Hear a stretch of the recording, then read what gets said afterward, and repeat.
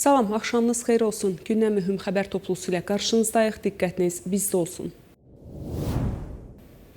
Zəngəzur dəhlizi mütləq inşa ediləcək. Bu barədə Prezident İlham Əliyev 31-ci Baku Enerji Forumunun rəsmi açılış mərasimində çıxışı zamanı bildirib. Ölkə başçısı qeyd edib ki, dəmir yolu və avtomobil yolu infrastrukturuna investisiya qoymaqla nəqliyyat üçün yeni dəhlizlər açırıq. Şərq-Qərb dəhlizinin uğurla fəaliyyət göstərdiyini xatırladan dövlət başçısı qeyd edib. Şərq-Qərb dəhlizinin digər bir qolu olacaq Zəngəzur dəhlizi avqustun 8-də Ağ Evdə ABŞ prezidenti, Ermənistanın baş naziri və mənim aramda imzalanmış sənədə əsasən mütləq inşa ediləcək. Xəbərlərimiz davam edir. İran prezidenti Məsud Pezeşkiyan mayın 31-i axşam saatlarında hökumət iclasında çıxış edib. Bu barədə İran mediası məlumat yayıb. O, ölkədə xüsusən enerji sahəsində ciddi problemlərin olduğuna toxunub və bunun keyfiyyətli idarəçiliyinin vacibliyini söyləyib. İran prezidenti üstəörtülü şəkildə istefası barədə məlumatlara da aydınlıq gətirib. Mən özüm barədə danışıram. Ya idarəçiliyi güclü şəkildə davam etdirəcəm və ya da şəhid olacam. Hər ikisi də mənim üçün böyük qələbədir. Qeyd edək ki, ötən gün Məsud Pezeşkiyanın istefa verdiyi barədə məlumatlar yayılmışdı. İrana olunan sülh təklifləri Tehranın nüvə silahına sahib olmayacağını açıq şəkildə ifadə edir. Bu barədə ABŞ prezidenti Donald Trump öz Truth Social hesabında məlumat verib. Saxta CNN bugün yenə iddia edib ki, mənim İranla nüvə proqramı üzrə əldə etdiyim razılaşma ümumiyyətlə nüvə məsələsinə aid deyil. Halbuki həmin razılaşmada çox açıq şəkildə qeyd olunur ki, İranın nüvə silahı olmayacaq. Bundan əlavə razılaşmada nüvə mövzusunun digər aspektləri də çox ətraflı və geniş şəkildə izah edilir. Əslində sazişin böyük hissəsi məhz bu məsələyə həsr olunub deyə Trump yazıb. İran həqiqətən də razılaşma əldə etmək istəyir, amma məni tənqid edənlər danışıqları çətinləşdirir. Bu barədə ABŞ prezidenti Donald Trump öz Truth Social hesabında bildirib. İran həqiqətən də razılaşma əldə etmək istəyir və bu, ABŞ və bizimlə olan tərəflər üçün çox yaxşı saziş olacaq. Amma demokratlar və güya vətənpərvər olan bəzi respublikaçılar başa düşmürlər ki, siyasi aventuristlər fasiləsiz şəkildə mənim daha tez ya da daha yavaş hərəkət etməli olduğumu, müharibəyə başlamalı və ya başlamamalı olduğumu deyərək mənfi açıqlamalar verdikcə mənim işimi düzgün görməyim və danışıqlar aparmağım daha da çətinləşir. Sadəcə arxanıza söykənin və rahat olun. Sonda hər şey yaxşı olacaq, həmişə olduğu kimi deyə prezident Trump qeyd edib. ABŞ ordusu İranın dəniz blokadasına alındığı bir ay yarımda 123 gəminin marşrutunu dəyişdirib və ya sıradan çıxarıb. Bu barədə ABŞ Mərkəzi Komandanlığı məlumat yayıb.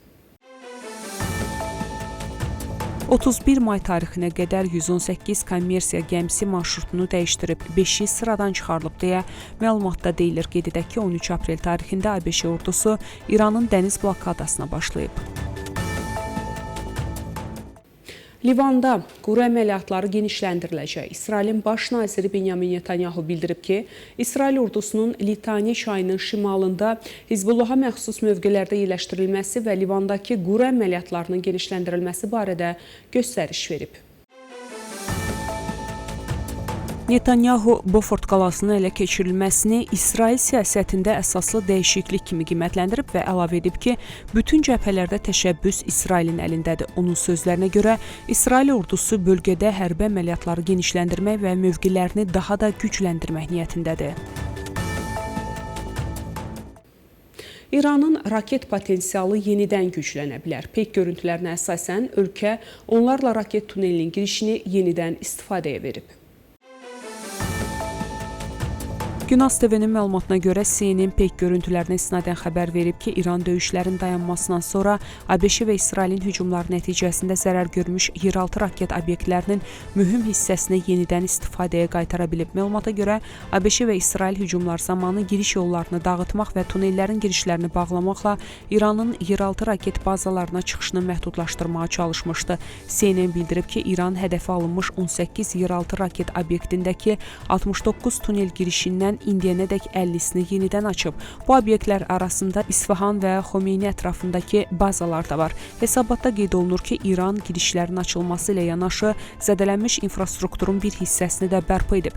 Raket buraxılış qurğularının hərəkətinin qarşısını almaq məqsədi ilə bombalanmış yollar təmir olunub. Peyk görüntüləri göstərir ki, bombardman nəticəsində yaranmış çuxurların böyük hissəsi doldurulub və bəzi bazalarda yollar yenidən asfaltlanıb. CNN-in yazdığına görə İran hava hücumlarından qorunmaq üçün raket bazalarının geniş şəbəkəsini yerin dərin qatlarında, bəzi hallarda isə dağların altında inşa edib. Məhz buna görə ABŞ və İsrail bu obyektlərin girişlərini hədəf alaraq İranın raket imkanlarını məhdudlaşdırmağa çalışıb.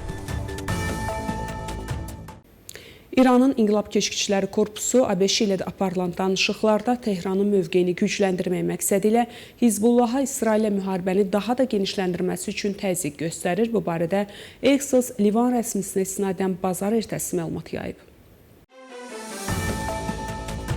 Məlumata görə Vaşinqtonun Livanda atəşkəsə nail olmaq üçün son təşəbbüsü İsrailin quru əməliyyatlarını genişləndirməsi və Beyrutdakı Hizbullah hədəflərinə qarşı iri miqyaslı zərbələr endirmək üçün ABŞ-nin razılığını almağa çalışması fonunda nəticəsiz qalıb. Hesabatda bildirilir ki, Trump administrasiyasının Livandakı gərginliyi azaltmaq səyləri qismən İranla razılaşma əldə etmək təşəbbüsü ilə əlaqədar olub.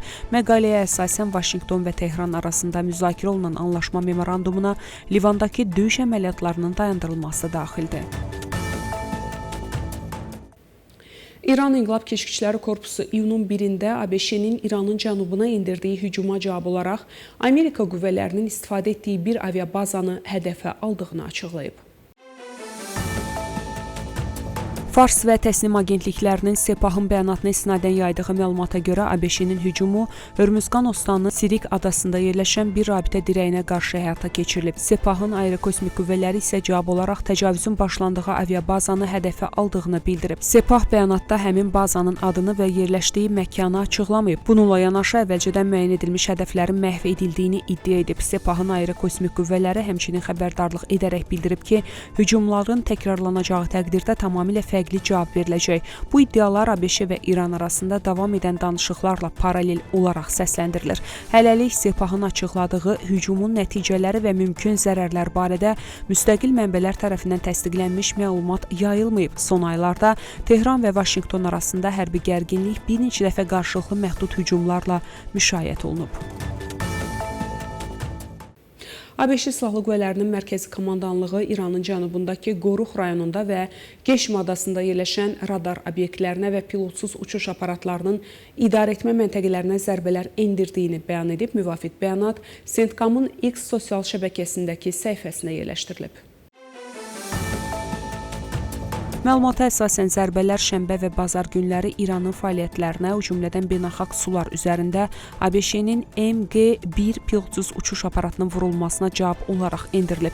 CENTCOM əməliyyatın müdafiə xarakteri daşıdığını vurğulayıb. Amerikanın iddiasına görə əməliyyat zamanı hava hücumundan müdafiə vasitələri, yerüstü idarəetmə stansiyası və ABŞ-nin qiymətləndirməsinə görə regionda gəmiçilik üçün təhlükə yaradan 2 zərbə puası məhv edilib. Komandanlıq həmçinin əməliyyat nəticəsində Amerika hərbi qulluqçularından heç kimin xəsarət almadığını bildirib.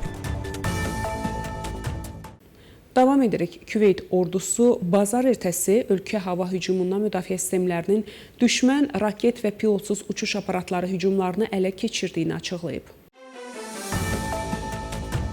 Küveyt Silahlı Qüvvələrinin baş qərargahı rəsmi X hesabında yayımladığı mesajda bildirib. Eşidilən hər hansı partlayış səsi bu düşmən hücumlarının hava hücumundan müdafiə sistemləri tərəfindən ələ keçirilməsinin nəticəsidir. Dövlət Xəbər Agentliyi Kunada ölkə üzrə həyəcan siqnallarının işə düşdüyünü və sirenlərin səsləndiyini bildirib. Küveyt rəsmiləri indiyənədək hücumların mənşəyi, mümkün hədəflər və ya zərər barədə heç bir rəsmi detal açıqlamayıblar. Həmçinin ələ keçirilən raket və dronların hansı istiqamətdə yönəldiyi də məlum deyil. Küveyt regionda ABŞ hərbi qüvvələrinin əsas yerləşmə mərkəzlərindən biri sayılır və ABŞ ordusunun strateji bazalarına ev sahibliyi edir. Hadisə ABŞ və İran arasında aprel ayından bəri davam edən atəşkəs fonunda baş verir. Buna baxmayaraq son həftələrdə Tehran və Vaşinqton arasında məhdud qarşılıqlı hücumlarla bağlı məlumatlar yayılmaqdadır. Saratov səmasını qara tüstü bürüyüb. Kiyev Rusiyanın enerji infrastrukturuna hücumları gücləndirir. Günas TV-nin məlumatına görə Ukraynaya məxsus pilotsuz uçuş aparatları iyunun 1-nə keçən gecə Rusiyanın Saratov vilayətində yerləşən neft emalı zavodunu hədəf alıb. Hədəf alınan müəssisə Ukrayna sərhədindən yüzlərlə kilometr uzaqlıqda yerləşir. Məlumatlara əsasən hücum nəticəsində insan itkisi qeydə alınmayıb. Lakin Rusiyanın dövlət neft şirkəti Rosneftə məxsus zavodda geniş miqyaslı yanğın baş verib və ərazi üzərində qalın qara tüstü müşahidə olunub. Ukrayna ordusu Saratov neft emalı zavodu ilə yanaşı Rusiyanın müxtəlif bölgələrində yerləşən bir sıra digər obyektlərin də PUA hücumlarına məruz qaldığını açıqlayıb. Yerli Rusiya rəsmiləri isə mülki infrastruktur hədəf alındığını bildiriblər. Ukrayna cari ilin əvvəlindən Rusiyanın neft və qaz obyektlərinə qarşı hücumları əhəmiyyətli dərəcədə artırıb. Bu hücumların məqsədinin Rusiyanın enerji gəlirlərini azaltmaq və müharibənin maliyyələşdirilməsi imkanlarını məhdudlaşdırmaq olduğu bildirilir. Eyni zamanda yayılan məlumatlara görə bu hücumlar Rusiyanın bir sıra böyük neft emalı zavodlarında istehsalın azalmasına səbəb olub və ölkənin enerji sektoruna ciddi təsir göstərib. Belə hörmətli tamaşaçılar, bugünə çatdıracağım əsas xəbərlər bunlar idi. Görüşmək ümidi ilə salamat qalın.